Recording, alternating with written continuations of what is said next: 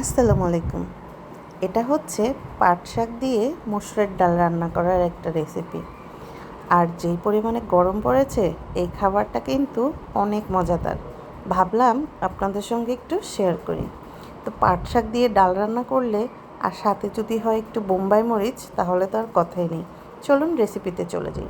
তো আমি প্রথমে এক আঁটি শাক ভালো করে ধুয়ে কেটে নিয়েছি। তো আমি এগুলোকে টুকরা টুকরা করে নিই। আর ভালো করে কিছু মসুরের ডাল ধুয়ে রেখেছি। যেহেতু ডালটা দিয়ে রান্না করব, তো আমি খাবারটা হাতে মেখে রান্না করব। তো প্রথমে আমি ডালগুলো ধুয়ে কিছু পেঁয়াজ নিয়ে নিলাম, তারপরে কিছু রসুন নিয়ে নিলাম কুচিয়ে। তার মধ্যে আমি কিছু কাটা কাঁচামরিচ দিয়ে দিলাম, বেশি পরিমাণে লবণ, হলুদ, মরিচের গুঁড়া দিয়ে সামান্য তেল দিয়ে ভালো করে এটাকে আমি হাতে মেখে নিলাম। আর যে কোনো রান্না হাতে মেখে যেটা আমি রান্না করি, আমার এভাবে হাতে মেখে রান্না করতে ভীষণ ভালো লাগে। তাই বলে কিন্তু সব কিছু না যেটা হাতে মেখে রান্না করলে ভালো লাগবে ঠিক সেটাই করি।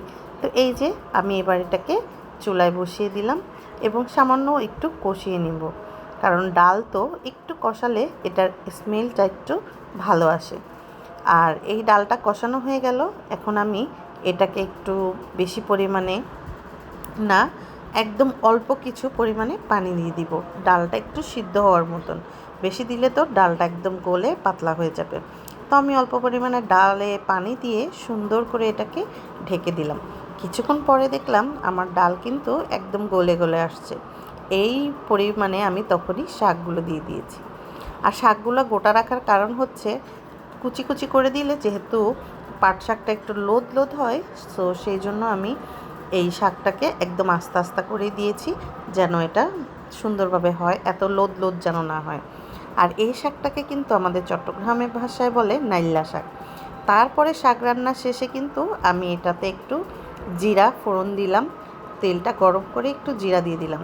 আর আগেই বলে নিই, রান্নার সময় আমি একটু শুকনা মরিচটা ইউজ করেছি, যেহেতু শাকে একটু শুকনা মরিচ আর বেশি করে রসুন, তার উপরে কিছু পেঁয়াজ, এটা দিয়ে কিন্তু আপনার বাগার দিলে খুবই ভালো লাগে।